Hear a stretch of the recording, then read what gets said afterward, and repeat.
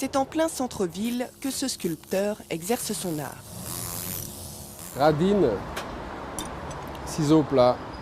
Ce matin, Vincent participe aux travaux de restauration de la Maison des Pans dans le quartier des Eaux Vives à Genève.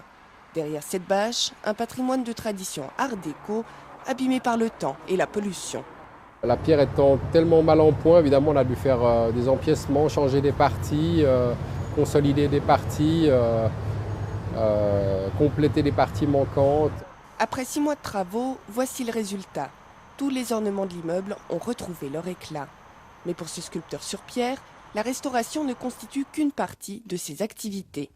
Ici, dans son atelier, Vincent exerce sa vraie passion, la création. Dans la famille, on travaille la pierre depuis des générations. Pour lui, le choix de ce métier était une évidence.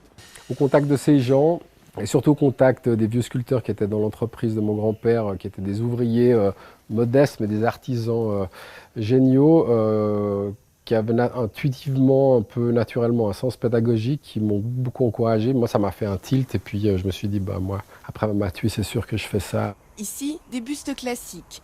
Mais Vincent tente aussi d'ancrer ce vieux métier dans son époque, avec des créations originales comme ce pneu entièrement sculpté, ou encore ce dolmen qu'il réalise pour un designer.